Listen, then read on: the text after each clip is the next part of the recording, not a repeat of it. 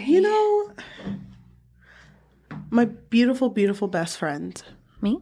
Yes. Well, who else? Oh, you're already starting. Yeah. Oh. I'm sorry, I didn't even warn you. You know me. I know you, Jelly. Yeah. Do you know me? Yeah, I know you. Every single year for the past 5 years, I have read and dissected Monsters Are Due on Maple Street. Every single year at work. Uh-huh. I always use that story during Halloween time. Mm-hmm. And I make it like a huge thing. I'm sorry, I'm going to gloat for a bit because I really like that I do this. Yeah, it's fine. I make it a huge thing. And I make my whole work area into a murder mystery. Oh, so for cute. an entire 2 weeks before Halloween, everyone is like, but who did it? But who did it? Have you ever read Monsters Due on Maple Street?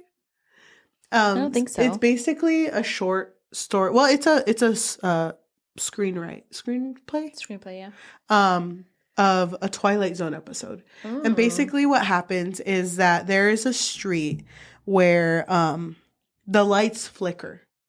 And all of a sudden, everyone comes out of their houses and they were like, what was that? Why did the lights do that? And our main character is like, I don't know. Gee Willikers, so weird. What do you guys think happened? And everyone's just like, it's nothing. It's nothing. And one kid says, it's aliens. I know it because in my comic book, this is exactly what happens. And then everyone kind of laughs it off.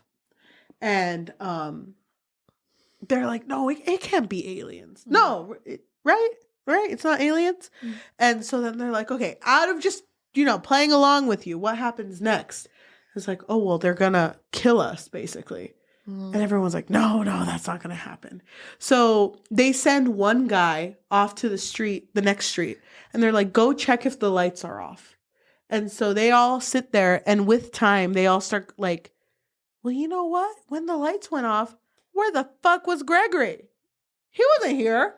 Yeah. And it's like, very suspicious. Actually, this character over here, sometimes I stare at them at night and they're staring at the sky at 2 a.m. That's weird. And then he's like, no, but I have insomnia. And why the fuck are you looking at me at 2 a.m? It's like, so they're just like, none of this makes sense and whatever. And then one of them is like, you know what? The guy who went to the next street over, he hasn't come back. I'm going to go to City Hall and whatever and figure out what's going on. And about to walk up to his car and it turns on by itself. And then it turns off. And everyone's like, did you see that? Oh my God, he's an alien. And they start all pointing. And then at one point, I forget what point it happens at, but all of them start running up to someone. And the main character is like, no, you're creating a mob. Don't you see what you're doing? But whatever. And so then at the point, like the peak of it is they're all really scared and it's dark because the lights are still off. And you see a big figure walking towards them. And they get really scared. So the main character's best friend gets his shotgun and shoots it right in the middle. And this figure falls. And when they go up to this figure, it's the guy that they had set on the next street. And they're like, oh my fucking God. Did you see that? I forget his name. I'm going to call him Larry. Did you see that Larry just shot him?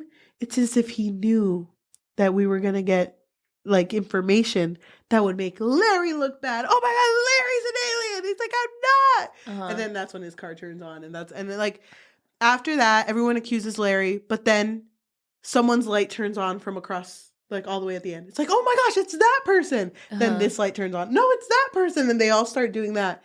And then one person throws a rock. And after that first rock is thrown, they just go crazy. Really? And they all just start attacking each other and horrible shit. And then the camera zooms out and we're watching it from on top of a hill. And there's 2 aliens sitting in a spaceship. And they're like, you see, all you have to do is flicker one light and they do the job for you. And that's how it ends. Damn, that's a good ending. I love Maple Street. So when I figured out that this story was inspired by Maple Street, I was like, this story better fix my life.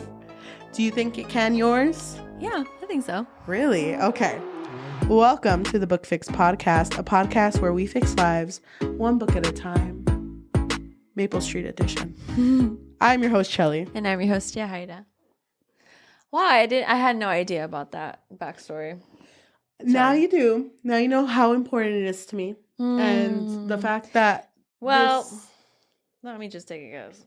the fact that this story said they were inspired by Maple Street and R.L. Stein wrote a little tidbit. Creepy, frightening, I want to scream. That's interesting. You already knew this before starting this book?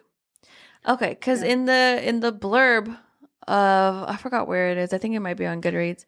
It was saying that it's a mix between Haunting of Hill House and Get Out, which I fucking love both of those. Mm-hmm. So I was over here thinking like, oh, wow. Well, I mean, I guess I could kind of see they did call it Maple Street. It happened, you know? Yeah. But I had very high hopes going into this book. So this book, by the way, was actually recommended to us by someone online. It was. Well, not this book specifically. They just said the author, if we could read books from this author. Mm-hmm. So we did 2 in this batch, and one of them being White Smoke. But I had already heard about White Smoke because it was pretty popular on Book Talk for a while. I haven't really seen it recently, but yeah, for a while I did see it a lot. Well, it was advertised a lot by Epic Reads as well. Yeah. So I was assuming very great things. Why don't we just get started by introducing our main character? So our main character's name is Marigold, and she is actually a part of a blended family. And she moved away from the West Coast because her mom got this job that allowed her to live in this house for free. And you said it was called Maple Street. Yes. So this house, first let me just say that she has a half sibling, Piper, and then her other sibling, Sammy. Yes. She has a stepdad and then her mom. Yeah. They're all moving into this house.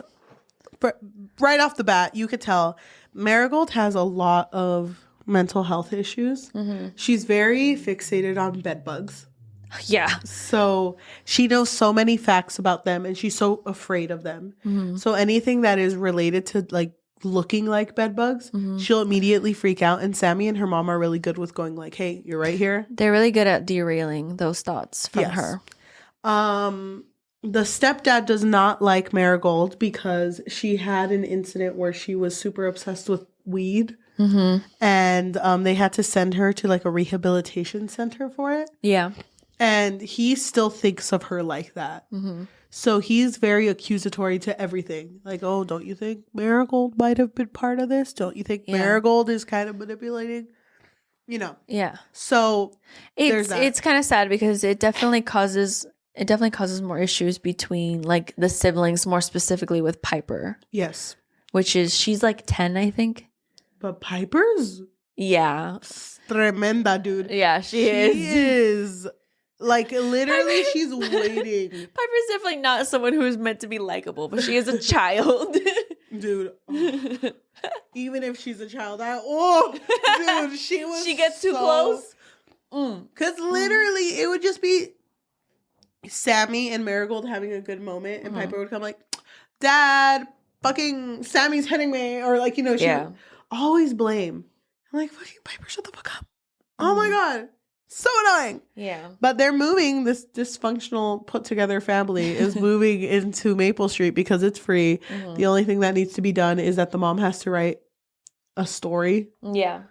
Based on where they're living. And so they move in. Yeah. And things kind of like are a little off from the very beginning, right? Right off the bat. The fact that everyone was like, no, we just don't go into the basement. Yeah. Like, what the fuck? Why? What's in there? Yeah, and the fact that none of them went into the basement. Mm-hmm.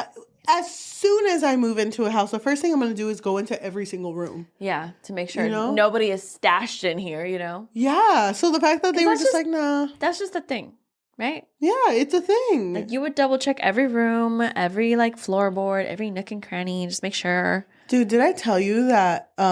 like a few months ago, I was sitting with my coworker and we were talking about where I live.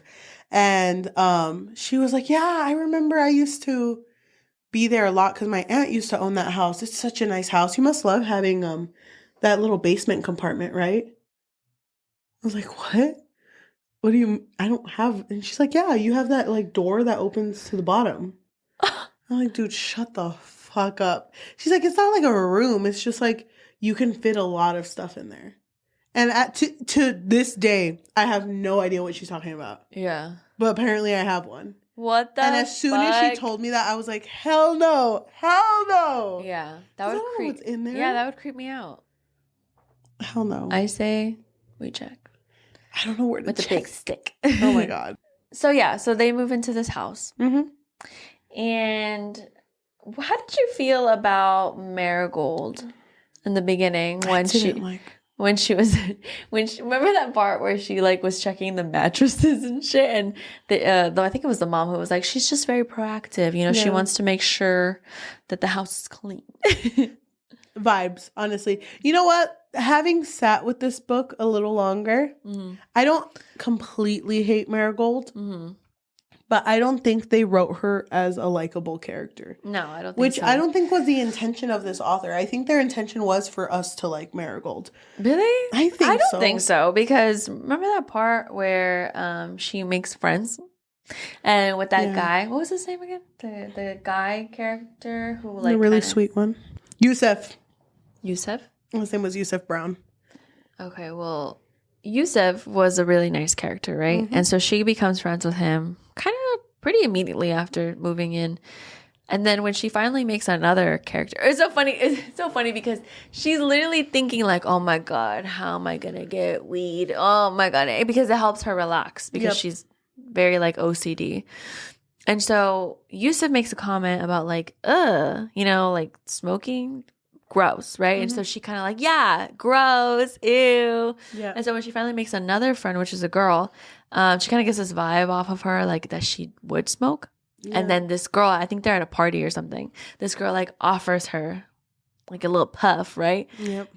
And Yusuf immediately is thinking like, no, she doesn't smoke. And then fucking Marigold's like, yeah, but like, I don't want to be wasteful though. Yeah, but like, I don't want to be wasteful. Let me just have a little bit, you know, like just. My lips are chapped. Let me just have like a little. I mean, I don't want to leave her hanging.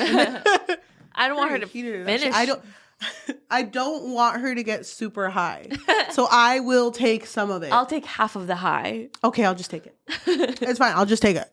So what was going on with the house? Do you remember the sequence of events of how things were being weird? I just remember the first thing that she noticed was the smell. But she was like, ugh, I just don't like how like new houses smell or houses that you don't know. This kind of reminded me of The Boy. You remember The Boy? Yes, I do remember The Boy. Because it was like, everything felt very supernatural.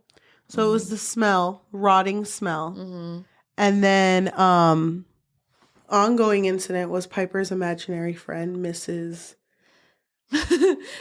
something. You know what's funny? I really did think that it was an imaginary friend because I was like, where the fuck is she? Where is she? I get it, but I was also like, this is a ghost. It's straight up a ghost because there's no way all of this is going on. Oh, yeah. I get what you mean. I did also think it was a ghost story. I thought it was a ghost who was just like fucking with them. Mm-hmm. Also, the dog. Also, there was like a scene where, remember, the dog was standing on its two legs? And it was just frozen in fear for like 20 minutes. Yeah, I do remember that. Why the fuck would it do that? Because it was scared. My cat's been scared before. Why would it do that if it weren't something paranormal? Yeah, that doesn't... Wait, hold on. Can you remind me? Was it paranormal? No. Right? Okay. Then I don't get it. I don't get it either. It doesn't make any sense. It wasn't actually any haunting, which I kind of wish it was. I kind of wish it was too. How did you feel that she didn't want to be Yusef's friend at the beginning until she figured out that he has like a gardening club and she can take the stuff to make her own weed? I just feel like, and since the very beginning, I was like, damn, she is not it's Max. I was like, damn, she is not a good person at all. Like the fact that you're just using this nice guy Yep. For your own like gain. It's just really sad, honestly. And Yusuf even, you know, when he caught on what she was doing this whole time, he was like, damn, I really thought that, you know, you wanted to be my friend, but it looks like you've just been using me since this whole time. Yep. And then again, she needed him again after that. And it was like, Yeah. leave that boy alone. You know, I don't think I ever like stories where a character is addicted to a drug. I don't think I ever go towards those types of stories. Really? So yeah, not like anyone can read whatever they want, but it always feels weird to me. Like it makes me not want to. But like, there's other forms character. of addiction though. Yeah, there are, but I don't know, something about this character, this teenage character, just always talking about weed. Yeah. While all this is going on. I get you. I wasn't down for that. I wrote a review for this book. Oh, you did? But I feel, but wasn't there like a section in this book where it was discussing that people were getting incarcerated or have been incarcerated for weed, but then it was like legalized in some states? So yeah, there was a part where it got legalized where she was living at. Yeah, so I think that was a conversation it was trying to bring up, like the fact that you're vilifying this drug, but then it's not actually that bad. You know what I mean? Like, I don't know. Like, I feel like this was like the thought process in that. But I kind of wish it would have focused more on like the haunting, not haunting part of it. How did you feel then? Okay, bringing up that first thing. How did you feel that her friend Erica was arrested for smoking and in possession of all that weed? And also, she didn't put the weed there. She didn't. I don't know. I was kind of just like, okay, that's just something that happens. Yeah, I don't know. I didn't know how to feel about that part. Yeah. Because I kind of agree with you too. Like, I don't necessarily love when characters are addicted to drugs either. Yeah. But I mean, I feel like if the story development would have been a little bit better in terms of like the drug use. Yeah. Then maybe I would have liked it more. But I just kind of felt bad that she was such a bad friend the entire time. That's disappointing. One thing that I did not like at all in this book is the dialogue. Yeah, I get that. I thought the dialogue was really poorly written. And I thought the story sequence of events were really hard to follow. Yeah, I get that. I was kind of confused in certain parts too. And then I feel like some parts were kind of like muddled, like forgettable. I'm not really sure how to word it, but there were some parts where I was kind of like, wait, what just happened? Yeah. And it's weird because none of the for all the dialogue that was in this story, because I felt like it was very dialogue heavy, it feels like none of these characters built a genuine relationship. Yeah. Not even with her brother, who she already has a relationship with. Mm-hmm. But there was the part where like fucking Yusuf is like, hey, be nice to Piper, Callie. That's a child. Yeah. And then She's your sister. It was the first time she was like, wow, I never thought of it like that. Yeah. Because I guess she saw something traumatic, no? Yeah. What was it? She saw Marigold be taken away for smoking. And right before Marigold left, she told Piper that she didn't fucking matter. But it was because she was so desperate to smoke that she was just, mean to everyone. Yeah. And it really got Piper. That is really sad. I don't know. Like, I kind of wish the development between her and Piper would have been better. Then maybe I would have cared more. But honestly, like, Piper was just like an annoying little sister anyway. So I wish that this book pushed more that you're supposed to feel bad for Piper. Because anytime she'd go through shit, I'd be like, Sarah, you fucking suck, bitch. Yeah, good for you. It's really sad because she's only 10. But 10-year-olds are mean nowadays. so I shouldn't feel bad then? No. So what was the reveal? Let's just get to the reveal. So I'll be very honest with you. I didn't get the reveal. So I just know that this imaginary friend that Piper had was an actual person that used to live there in the house that they're living in, along with like a family. Yeah. And this family was hated, right? Something like that. Like there was something going on between this family and the neighborhood. Yeah. So the neighborhood got rid of this family. Mm-hmm. And they're like, I don't know if the neighborhood knows that they live there. Wasn't like a lot of the houses vacant? Yeah. So I don't really think like word got around, obviously, because Yusuf knew a lot of stuff about the house, but I don't think they knew that they lived there. I thought they believed that they had either died or disappeared. I don't remember which one. But they've been living in the basement. Yeah, this whole time. And I thought they knew because everyone was like, no, you don't go in the basement. Like they were just allowing them to live there. That makes sense, yeah. There was something about one of the guys that was in there too. Mm-hmm. What was his whole thing? Wasn't he just like trying to help Marigold? But she was scared by him because he couldn't really speak, right? Yeah. There was something wrong with his speech. I'll be honest. I feel like the ending was kind of like anticlimactic, so it was kind of hard for me to. It was lame, dude. Keep up with. I did not. I was hoping that you would understand the ending. No, because like Piper thought that the lady was her friend, and then she goes, "Why doesn't anyone like you?" And Marigold's like, "I don't fucking know, Piper. You tell me." Mm-hmm. Piper, I like you. No, you don't. You hate me. I should have died in the fire. Sammy and Buddy got hurt, and it's all my fault. The place burns down. Everyone knows that Maplewood is burning. Pop says, animals don't believe in the Lord. They're not animals. I want to snap. Not just at him, but anyone. Maybe that's it. Maybe they can't see what the foundations block. And then she says to herself, change is good. Change is not always necessary, but the right change is most definitely needed. Did they catch that John yet? And they tense and they wrote, nope, not yet. So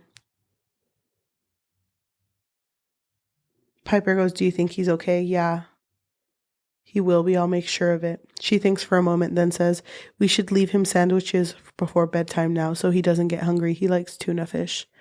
So they're going to allow John to continue to live in the basement? Yeah. That's what it sounds like. And then it ends with like the sermon that they're listening to. I don't know. I will raise up from them a prophet like you from among their brothers, and I will put my word in his mouth, and he shall speak to them all that I command him. Children of God, the Lord has asked me to speak to you tonight to do his will. For weeping may endure for the night, but joy cometh in the morning. I would not lead you astray. Trust me. The end. Wow. Dude. I feel like we didn't really explain much, but it's okay because I think you, who's listening to us, need to experience this on your own. Okay, here's the thing. I don't feel like we explained much, but at the same time, what is there to explain? This is a story about a girl who's addicted to weed, and she lives in a home where it feels like it's going to be ghostish, but at the end of the day, there's just people living in the basement who she should have turned in. But because she's like, change is necessary, change is needed. Yeah. She wants to be friends with Piper. Yeah. It's like, you know what? I'm going to take care of him because now I'm the hero in this story. Because she's better than who she once was. And I like how her addiction to weed stopped by her going like, it's legal now? I don't want it. Hell no. So what's the fun in that? Guess meth is next. Oh my gosh. And I feel so bad because I think Yusef's a really great guy. Such a wasted character in this story. I wish we would have seen more of him because he really liked her. And any interactions they had, I thought were always so cute. Yeah, I did really like him too. The one where he was like, but I really like you. And everyone was like, what? He's like, not like that, guys. Not like that. Yeah. I loved him. It's such, I felt very let down by this book. I did read some reviews already. Oh, you did? And it looks like many people would agree that this is not her best work. Really? Out of all the books that she's written. Okay. I was kind of sad because I really like the cover. I think the cover is really beautiful. Yeah. And I just thought, I don't know, like I really thought that it was going to be like a haunting, you know, like Haunting on Hill House, and Get Out wasn't like haunted, but you know, like the thriller vibes and like you not knowing what the fuck is going on. Like I really wanted that aspect of both of those stories, and I love both of those stories. And I just feel like, I don't know, this one just kind of missed the mark for me, but I agree with you where I did really like Yusuf's character. Yep. And like, I don't know, like, I mean, the thought is interesting, but This got a lot of love. yeah, it's I saw it a lot on TikTok, so that's not surprising. And then I would see a lot of people say like read this during spooky month. There were some unsettling moments, like that moment where that guy was just looking at her, but you don't know it's that guy. You think it's just like this black silhouette because it's like down the hall, I think. Yep. Like that part was creepy. And then there's that part, oh my God, that part where she was talking to her friend on FaceTime and her friend was like, who's that behind you? And then it just like fucking cut off. And I was like, what the fuck? Thank you. Yes, I agree. Those are spooky parts. But didn't it always feel like something scary would happen? And then there'd be a little gap and time passed. And it's like, okay, this is happening now. And it's like, are we not going to discuss? No, nobody would discuss it. And then she even brought that up in the book, the main character. She was like, yeah, like we knew that we would hear things or smell things or experience things, but nobody talked about it. Nobody wanted to talk about it. I hated that. I hate that shit. Yeah. I kind of wish they would talk about it too. I kind of wish they had a family dinner and weird shit was going on and everyone's like, it's Wednesday. Another day, you know. You know what really like makes me sad? What? Is the fact that the stepfather doesn't like her. It like makes me sad because there was a moment, I can't remember exactly when it happened, but something was going wrong with Piper. I think Piper was having like a... No, Piper was left behind. And because something was happening to the house. And Marigold ran in to get her. But Piper was, remember, staring at the wall. So she's like, I can't grab her. And she leaves. And then Piper's like, oh my gosh, Marigold left me. And then Alan, I think that was his name, talks to Piper's mom and is like, you need to control that daughter of yours. She is nothing but trouble. And she's she's smoking again. She's this. And the mom's first reaction was like, drug test her. Yeah. It's like, really? You didn't even bother to look at my side. It makes me really sad for her because obviously she's going through all of this. Oh, and then her dad lives in California still. And so I think it was after this moment, maybe it was another one where she was like, I'm moving back with my dad. Like she was so ready to leave and just not look back. And it just makes me sad because I feel like even though, they went through all of this, I don't think this mended her relationship with her stepfather. Like, I feel like her stepfather is still kind of like... Yeah, but he did defend her once, remember? I think that was supposed to show the mend. When he was like, don't talk about my stepdaughter like that. Yeah. And she looks over and is like, wow. But I just kind of wish it was more, more impactful, more consistent. How did you feel when Piper was on the floor, I think, and she had bed bugs all over her? You remember that? Wasn't it? Wait, what was the coffee one? The coffee was on the couch. Like she actually had bed bugs? I don't remember that part. There was a part where Piper was on the floor and there were bugs all over her. God, that's... And it's funny because Marigold was like, oh, gross. But she was like, it's Piper, it's Piper. I need to grab Piper. And she grabs her. And could feel them crawling on her. But she's like, oh, no, I gotta grab her. Ick. That's literally so fucking gross. Can I read you my review? Yeah. Because I will forget that I want to mention this. I gave this a 1 star. Okay. Sorry. And I wrote, I need to sit with this book for a bit because I really was thrown off by the dialogue and the sequence of events. Not sure if I enjoyed it yet. Might edit later. For now, I am giving this a 1 star because I did not care for a single character in this story. It felt like everyone was yelling all the time and no one had a true developed connection. Even Sam and Mary seemed off. I really wanted to like this book, but that twist at the end did not hit and just left me dissatisfied. You didn't like the twist? It wasn't twisty enough? It wasn't twisty enough. And everyone in the comments or reviews was saying wow, the fact that they circled back with the changes needed and stuff. And I'm like, it didn't really hit though. I feel like it would have hit more if she had always said that quote when mentioning big impactful things in the story. Yeah. Or if it started every single chapter like that and then ended the story like that. But to me, what change happened? I would assume more the change within their relationships, no? And that would be the biggest one because nobody really trusted her. That's true. But she said change is necessary and then they brought up feeding John. So it's like, that's not really the important part, though. Is that really the lesson here? Change is necessary, but I still kind of want to smoke weed. So, but not anymore. I know it's, I don't know. It's Something illegal. about it being legal, yeah. Just doesn't hit. That's why. But yeah, I think I would agree with your rating. I think I would also give it 1 star. And Are you sad to give it a 1? I'm sad. I'm really sad because I felt like I was really, really excited to read this one. I thought that it was going to be like spooky. Have you realized that both books that have ever been recommended to us, you've given 1s? What was the other one? Den of Vipers. That book sucked. Oh, 5 out of 5. What are you talking about? No, it wasn't. You didn't even give it 5. I think I gave it a 1 on Goodreads because I know it's bad, but something about it. That doesn't make sense. Something about it. Oh, love. I'm really sad because It was. I really wanted to like this book, but I mean, what are we to do? what are we to do? But don't let that deter you, to anyone who is listening, from recommending us books. Yeah, I love when people recommend books. I had totally forgotten that this was a recommended book, and I asked you like, "Oh, should we add different books to our reads?" And you were like, "No, we can't take these out." And I'm like, "Oh shit, Yeah. you're right." Yeah, I know I'm right. Thank you.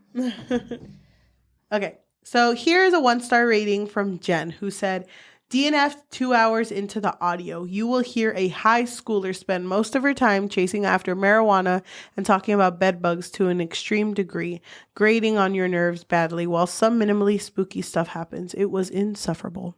First of all, DNFing it and writing a review kind of feels unfair. Yeah. But that being said, that is kind of how I felt at the beginning. Like, I felt kind of weird just seeing, like, going through the experience of someone just talking about weed all the time. Yeah. And like, I was kind of like, damn, do I need some? it took away from the story, though. Like, I feel like if they had spent more time of just, like, a girl, like, who really likes real estate, and it's like, but it's kind of weird that they won't tell us the facts of what was here before. And it could have been just, like, a whole ghost hunting story with her and Yusef. I would have loved that shit. Oh, that would have been awesome. That would have been cool. They didn't need to add that. Okay, let me do The good one. 3-star because I want to see what we think about it, okay? Oh, no. I don't really see any, 5. No, they're all 4s. Oh, here we go. Okay, this one. This person gave it 5 out of 5. Their name is Nora, and they said, "This was my first read by Tiffany D. Jackson, and I'm happy to report it won't be my last. Horror and psychological thrillers are 2 genres that I hardly pick up, but I was seeing white smoke literally everywhere and decided it was a sign. You know those books where you read the first chapter or so and you're instantly hooked? This one was one of those books for me. Let me just say, I was creeped out from the very beginning. Nothing to make sleep a little uncomfortable like reading this before bed.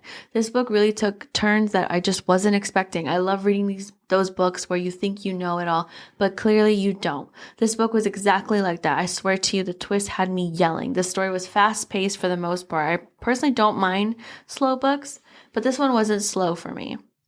I had goosebumps constantly, and sitting in a room alone reading when there's no one in the house is possibly the best and worst decision of my life." Now, that brings up a good question, Shelly. Were there any moments in this book where you felt unsettled? No. None at all? Not even that dog part? Not even when you thought it was going to be a ghost story? I think the reason I didn't feel unsettled at all was because I didn't like the writing style. But I did just read that this is her debut book. Oh, it is? Yeah. Which Wow. makes me feel a little more like, okay. Which is interesting because this book is pretty popular. So it did Yeah. well. It was received well. I wonder why Epic Reads, that really famous blogging or whatever thing, they made a book trailer for this on YouTube. Oh, really? Yeah. No way. So, like, it did well enough for them to do that. So I wonder what can you do for that to happen? Yeah. Well, somebody must have read it and just really loved it. And that's probably how it ended up happening. That's crazy to me. Wow, she wrote a lot in 2020. Or no, she's going to write a lot in 2024. That's awesome. No, wait, it's not her first. It's her third. But it's her first. Like horror, right? Yep. Someone wrote that Tiffany bit off more than she can chew. She tried to weave in too many issues: anxiety, drug addiction, blended family, gentrification, into what was supposed to be a horror story, and everything ended up being shortchanged. The horror ended up being based in some of the social issues, and in the end came off as completely unbelievable. The book didn't end, it just stopped with no resolution. Some authors do an excellent job at telling stories that just seem to drop in and out of the lives of their characters without necessarily wrapping the ending up in a pretty bow. This wasn't that. It was a very slow build followed by a flurry of activity and an extremely abrupt ending with no resolution. I read and enjoy a lot of YA books, but this one might have just been enjoyed more by an actual YA who has a greater ability to suspend disbelief and overlook loose ends. I've heard so many good things about Tiffany Jackson that I'll give another of her books a try and hope that this one was just an anomaly. I do kind of think that this book would have been better if she hadn't tried to do so much in one. Yeah.